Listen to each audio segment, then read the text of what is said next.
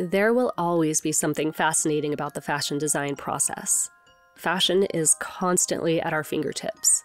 We have access to online fashion shows, shopping, publications like Vogue and Women's Wear Daily that bring what was once reserved for the ultra-wealthy to all of us. Yet the design and development process remains mysterious. How does a collection get from the mind of the designer to our screens? I've had the privilege of working for several design houses, so I can say definitively that the process is always a little different. First off, things will obviously be different depending on the size of the brand and what market they're designing for. Couture will be much different than fast fashion, whether this is a seasoned team in their 20th season for a brand, or a new creative director embarking on their first collection for a brand, or a designer developing an entirely new brand, as I'm doing. We'll get to that last part in the second half of this video. But for now, let's talk about the traditional seasonal development timeline. For the sake of this video, let's just say that we're talking about a larger luxury designer brand. First, the creative director or design team or board of directors, someone will come up with a concept or theme for the season. The brand will have its own overall aesthetic and house codes that are consistent, but having a seasonal theme helps direct the color, material, and other choices. It's important to get this established months before design actually begins, usually when you're actually in the middle of designing the previous season, because you need to begin developing fabrics and lab dipping colors in those fabrics to ensure you have the qualities and the colors you want for sample making down the road. Sometimes creative directors will pull these themes out of the ether. Sometimes they pay forecasting companies for an entire conceptual package. Sometimes they're working along a linear conceptual roadmap, and sometimes there is no true theme. It's just about predicting what colors and details will be popular in the months to come. A brand will of course have a set of colors it uses consistently, but it's important to establish a color story first thing because this will guide much of the future development.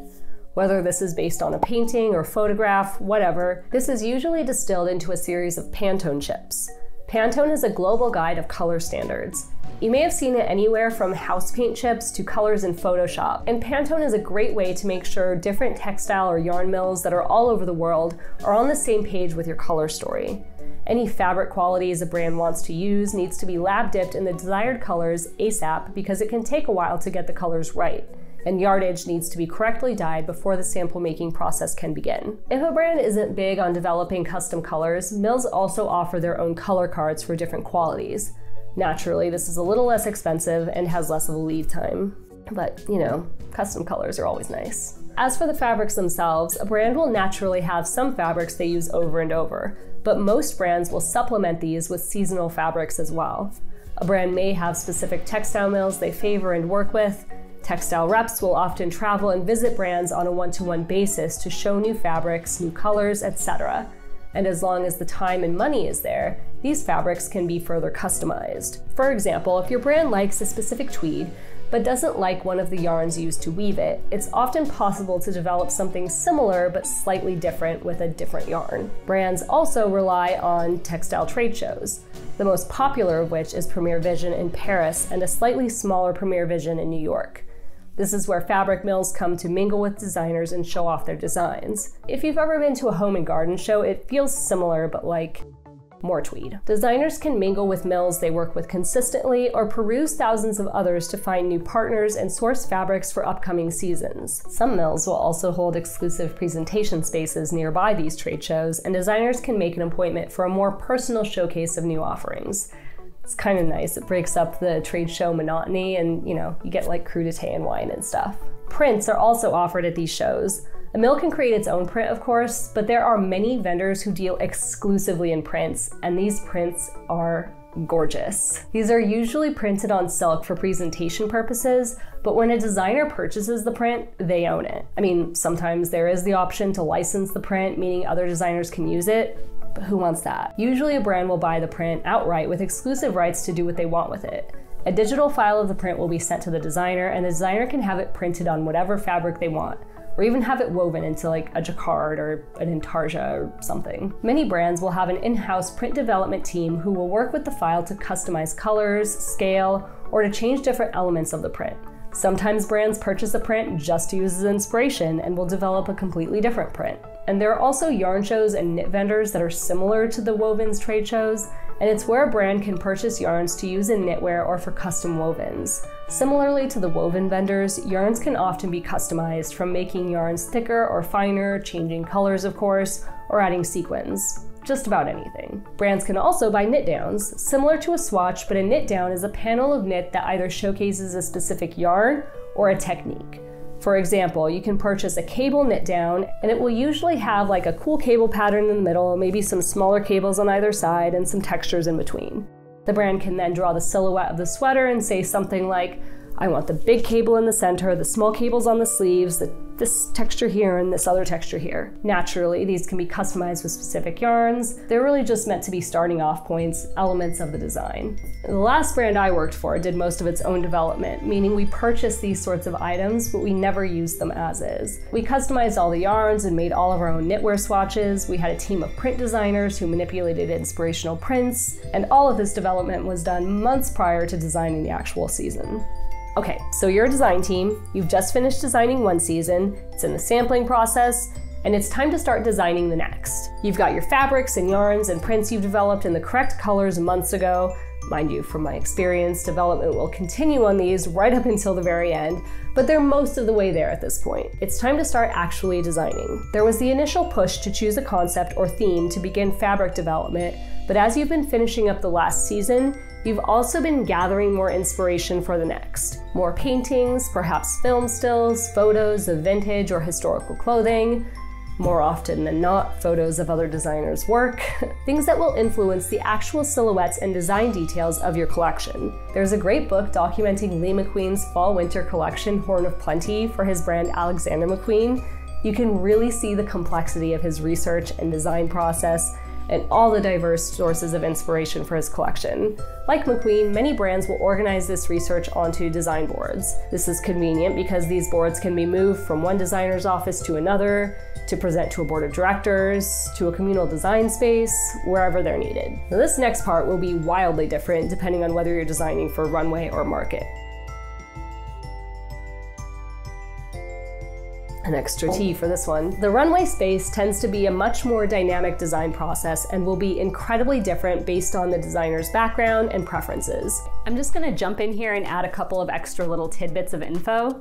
When we see eponymous labels like Alexander McQueen or Donna Karan, I think the tendency is to think it's the namesake people designing every single look in the collection, and that is so not the case. Brands are made up of entire design teams. There is often a single creative director. This is the headlining designer who may or may not actually design anything, or there may be a team of creative directors. I've worked under creative directors who were incredibly involved and did loads of their own design work. I've worked with others who came up with the overarching concepts and sat in on design meetings and guided the overall flow of the collection. And I've had others that were figureheads, and I'm not really sure what they actually did.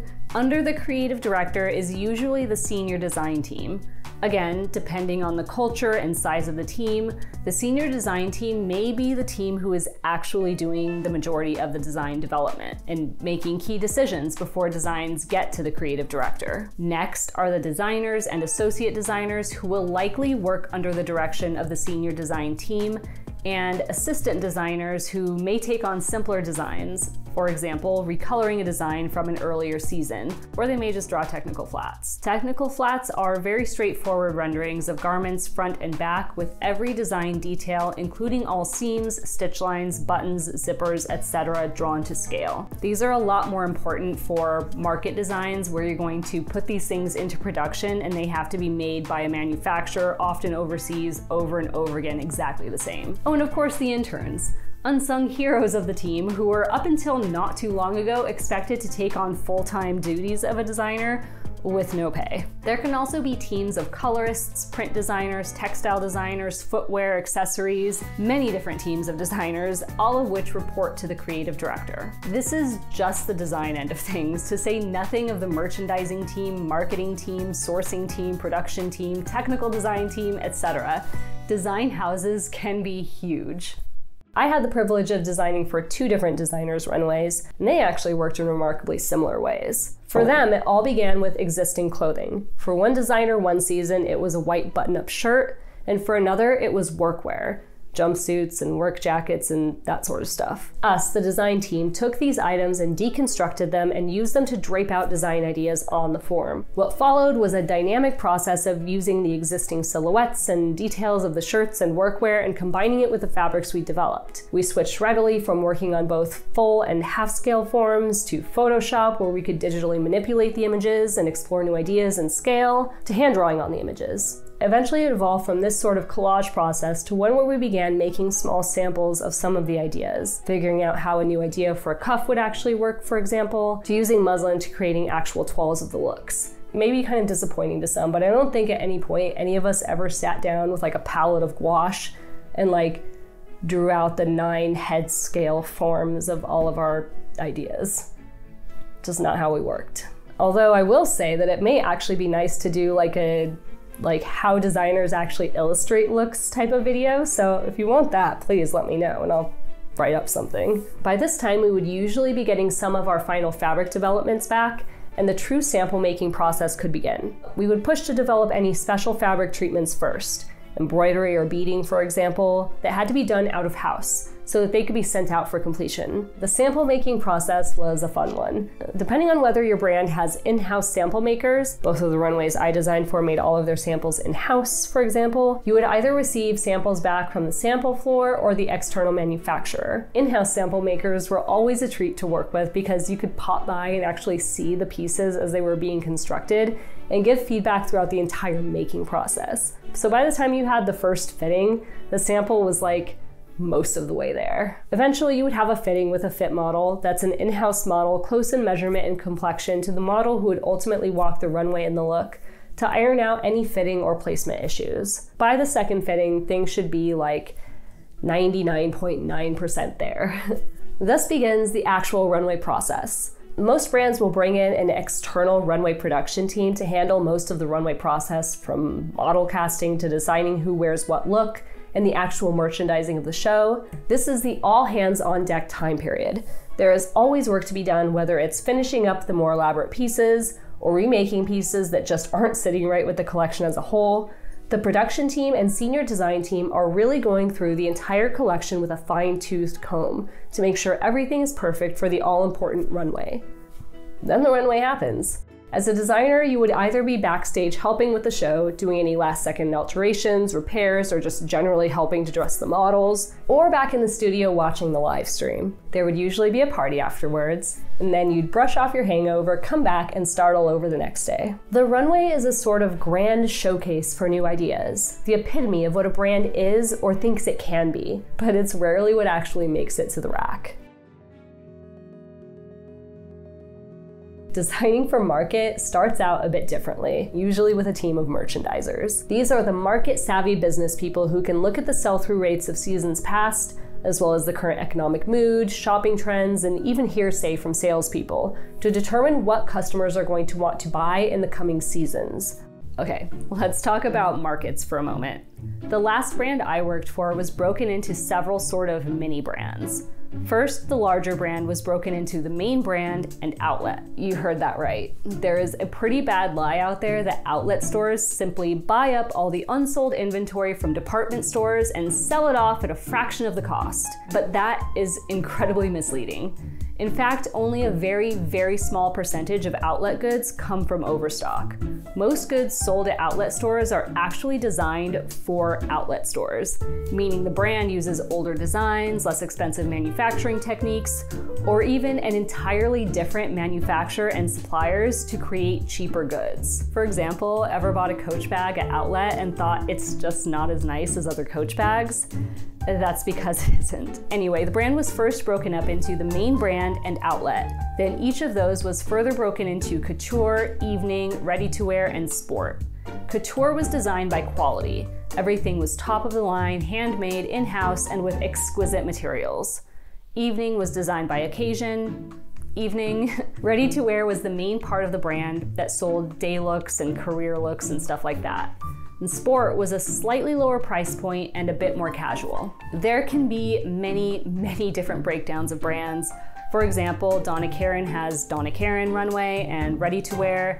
DKNY or Donna Karan New York And at one point they had 2 other sub-brands, DKNY Denim and DKNYC, not to mention all of the licensing agreements they have with fragrances and eyewear and stuff like that.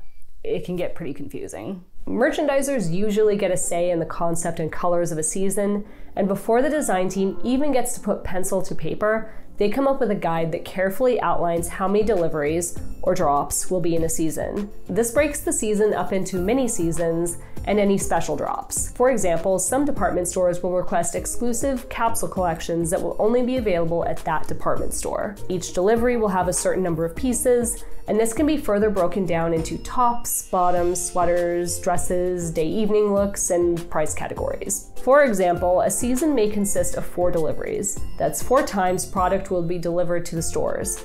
The first delivery may consist of 15 day pieces and 15 evening pieces. The day pieces may be further designed as 2 blouses, 2 sweaters, 2 t-shirts, 2 pairs of jeans, 2 pairs of pants, 3 dresses, and 2 jackets. Math. This is just a very simplified example. Merchandisers will also often pull up pieces that sold well from seasons past to be recolored or remade in the latest prints. So as a designer designing for market, it's often more a case of design by numbers. I need a top in blue that sells for between $100 and $125. And to be totally transparent, a lot of market designers rely on photos of other designers' work, or tear sheets, to use as at least a starting off point. Sometimes brands even go on shopping trips, where they photograph or purchase clothes off the rack to work as, we'll say, inspiration. By the way, this isn't limited to Zara or Shein. Major luxe brands do it to each other all the time. This isn't about the creativity free-for-all that Runway is, although there's a copying problem there too. It's about business, and you wouldn't want your customer to turn to your competitor for a popular design. Obviously, there are a slew of problems here, from intellectual property theft to appropriation to just, if all you're doing is copying other designers' work, then what is the point of your brand? But as someone who has been in that position, I can see both sides of the argument, I guess. Designers will sketch out designs based on their inspiration, and there are usually design meetings where the entire design team can come together and compare their progress. The senior design team can offer feedback and generally make sure everyone is working cohesively. Designers may work with a dress form to see how a fabric drapes, but there isn't a lot of time for faffing about with all that. Over the coming weeks, designers will continue developing fabrics based on designs, finding new inspirations, and refining sketches. Also, all of the seasons overlap, so while you're sketching for one season, you're usually fitting another, picking out colors, and all sorts of stuff. Eventually, sketches get approved by the creative director and move on to technical design. This is where the technical designers iron out all of the tech specs. What zipper to use, how far the neckline needs to dip, where the hem should sit, which buttons to use, etc. The sketch, a technical flat, the technical specs, and a comprehensive list of materials, right down to the thread to be used, makes up what is called a tech pack. This is sent to the manufacturer along with the materials, or the materials can be sent directly from the supplier, to begin the sample making process. The first fit samples usually start trickling in a couple of weeks later. They can be in the true material, or they might be in a different color or fabric that's just similar. I've never seen a market sample come back in muslin. Some brands have very specific fit sample limits, so the first fit sample may be all you're allowed. Some brands don't even have fit samples. The first fit sample is fit on a fit model, and honestly, if you have a competent tech team, this is usually all you need because market clothes are pretty basic. Any changes are noted and communicated to the manufacturer. Maybe a second fit sample is requested if it's something particularly off, but usually the final show sample is begun. This is a true to production version of the garment in the correct fabric and colors. By the way, when you see designers having sample sales, there are true pop-up shops where brands sell off their fit samples and salesman samples. There can be thousands of salesman samples, and storage space in New York ain't cheap, but I'd say most sample sales are just brands trying to get rid of overstock. As these showroom samples trickle in, they go through the merch team. They're given their SKUs and usually some sort of name, and they begin their magical process of marketing the collection. For us in the design teams I worked in, we always had a little get-together to view the collection as a whole before it was shipped off to the showroom. A brand can either have an in-house showroom, or they can rent space in a larger city. This is where buyers can come to view the collection, feel each piece, perhaps even see things on models, and place their orders. The collection is photographed, usually in both editorial style for ad campaigns, but also in a straightforward style for e-commerce. Thus more or less ends the actual design process. While this is definitely not an exhaustive textbook rundown of the design process, it is a pretty good representation of the process from the point of view of a designer, based on my own experience. Now, if you've made it this far, perhaps I can tempt you a little bit further, because as I've stated previously, I am starting a collection. Not a brand. I have no plans to sell the stuff. In fact, I don't really know where all this is leading, but I will be attempting to parallel some of the stages we've discussed as an independent designer. The second half of this video, which will be more of a design vlog, wherein I begin the design process, should be available shortly. I'm nearly done editing it. I just want to make sure it makes sense and stuff. Sometimes vlogs don't. In the meantime, if you've enjoyed this video, I always appreciate a thumbs up, and hit subscribe if you want to see how that journey goes for me. Not really sure myself yet, TBH. Bye.